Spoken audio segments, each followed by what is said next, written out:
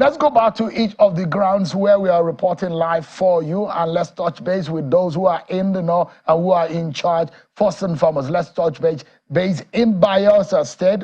Let's go live to Yanagwa, where the resident electoral commissioner of INEC in charge of Bayelsa State, Mr. Obo Efanga, who is joining us live. Thank you so much, Mr. Efanga, for joining us tonight. Thank you very much, Shaun. Yeah.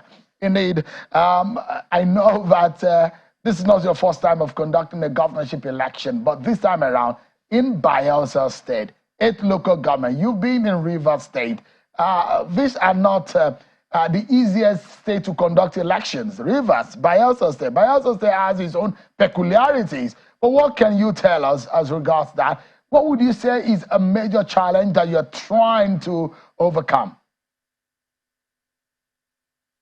Okay, thank you very much, Shaun. I would like to start by correcting an information you gave on the statistics for Bayelsa State. You said that we had more female registered voters than male. It's actually the reverse. So there are 54% of the registered voters are male and 46% are female. I just thought I should correct that. Now, we are set for the election. We've moved our materials from the state capital to the local government areas, and that was yesterday. And today, those materials have been moved and are being moved to the registration areas, also known as wards.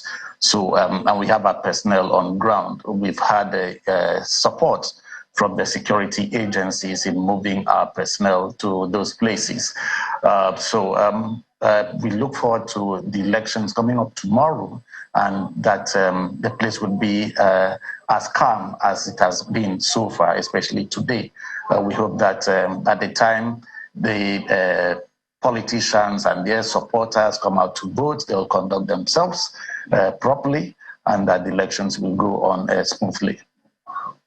Indeed. I know that, thank you so much for that correction. I think we'll look at the figures and compare the latest coming from INEC and what we had, but as of when we came into the studio, that was what we had, but we'll compare these figures and see where those differences are being.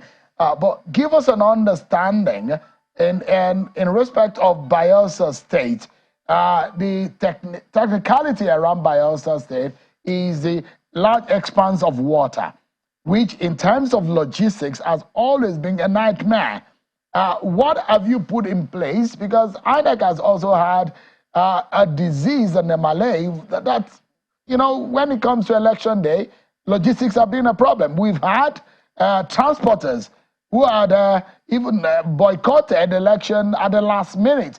But are you able to secure enough boats to transport materials, especially to these likely difficult terrains? Yes, we did our homework very well, and we identified the number of vehicles we'll need, be the vehicles on land or on the water. And we have made the provisions for that for each of the local government areas. And we also made sure that we had an arrangement for extra if we have to have those on election day or during this time. Like I said yesterday, we had already moved the materials to the local government areas, and today was to move them to the registration area centers, the racks where our election personnel will camp overnight. That has gone smoothly so far. Today, wherever we had some hitches, we tried to address that. Some of those hitches had to do with security concerns, but we worked with the security agencies who ensured that we were able to move to the locations. And the movement is still going on in some locations as we speak. And we hope that tomorrow would even be better when they now have to go to the polling units. Like you said, some of the polling units in some of the areas would require us to still use boats to move from the racks to the polling units. And we've also made arrangements for the adequate number of boats that we need for those areas. And we've contracted the people who are supplying this.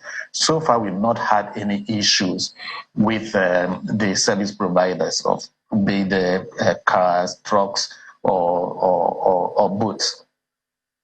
So in terms of the sort of agitation that we saw, some protests we understand happened earlier today where some of the protesters were dispersed with tear gas. What do we know? Because this was in relation to the election. Do you know anything about that you can tell us tonight? No, I'm not aware of that. If it happened, it didn't happen in our own premises or anywhere where we are conducting our affairs. I haven't got any report to that effect. Bring us up and to besides, speed. You wouldn't be seeing voters today. It's tomorrow that we'll see the voters. All right, bring us up to speed with some of these local government, some of which I was earlier analyzing, some of the local government areas where you have a bigger chunk of the votes coming in terms of registered voters and in the PVC collected. And the delineation that INEC did, there of course emergence of new polling units here and there. Bring us up to speed with the level of preparations and awareness, because there are a lot of people who may not be aware of where their PVC or where their own polling unit will be tomorrow morning. How much of enlightenment have you done as a commission? Yes, we've done a lot of enlightenment, and remember that we are using the same polling units that we used in the last general election. So we had the presidential and national assembly election, and then we also had the House of Assembly election. So if there were any persons who had difficulties identifying where the polling units were, maybe at the first election, I'm sure that by the second election, they were able to know that. And we also had people who were doing voter education in the communities. As a matter of fact, apart from the INEC staff and our head of our voter education department and publicity department that was involved directly with voter education, and sometimes I was also in the studios in radio and television stations talking about this, we were also able to recruit some local NGOs that we supported with funds to target specific all the local government areas where they also did voter education at the grassroots level. So we think that it's unlikely for us to have a voter on election day who don't know where his or her polling unit is. And even if that happens, it will be easy to assist them to know where they are, because we also have a polling unit locator that people can actually use their phones to do that. But if there are people who are unable to do that, there will be people there. I mean, if they go to any polling unit, there should be people who could help them identify where the polling unit is located. There are concerns, though, in areas like local government areas like Brass and Nembe. And these concerns are not, well, I mean, if anybody who had covered elections or who know these areas very well would not be surprised, because these are odd beds during elections, and most especially the volatility level is very high at every elections.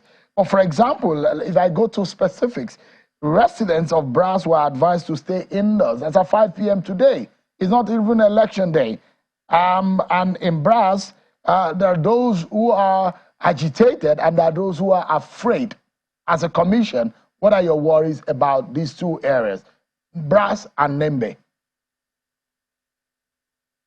Okay, so we have actually deployed materials and personnel to these places. We are at the registration area centers right now in those places, and we look forward to turning up early morning tomorrow at the polling units for the people to come and vote. We hope that they turn up to vote. And if there are issues related to security, as you know, INEC is not directly involved with security. There are security agencies whose responsibility is to handle that. And I'm sure that they are seized with these facts, and they know what to do, and they will do it professionally. So we look forward to everybody acting professionally on the field tomorrow, and also the voters also acting responsibly. And more importantly, the political parties and candidates also acting responsibly in the way they approach the elections. Before I allow you go, Mr. Efanga, if there is one thing that you maybe in your dreams, that's caused you a lot of nightmares as a wreck. I don't think that anything that should really give you too much of a headache, having headed River State, and you know the kind of elections that go on in that kind of state. If you look at Bayelsa State, if there's one thing that's giving you some nightmare, has given you some fears, what would that be, Mr. Efanga? Well, the point is that every election is different from the other in terms of what you could see. You have mentioned Rivers State. You forgot to mention Edo State also. I conducted the last general election in Edo State, actually. Rivers State was in 2019, and now I'm here in Bayelsa. But the important thing is to know what you need to do to conduct a good election, and also be open to unexpected things happening and how to react to them. So I'm assured,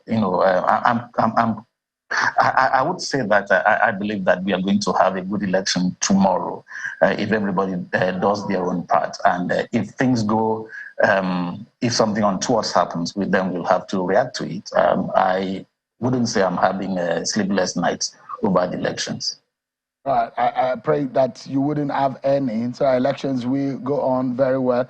Just 8 local governments in Bayelsa State, but it doesn't look as simple as that in Bayelsa State, where sometimes elections have been inconclusive severally in that state. But then Bayelsa State, there's one thing that is very rampant and very popular, a phenomenon that scares a lot of people, and that is rumor. In fact, there was a time that a governor had to appoint a special advisor or assistant at that time on rumor. How much of impact is this kind of phenomenon on your job as a resident electoral commissioner who conducts elections? Well, I think it's not just a Bayelsa issue, it's a national malady. And, I tell people that in this age of social media, so anybody with a smartphone becomes a reporter, an editor, and a publisher of news and fake news many times.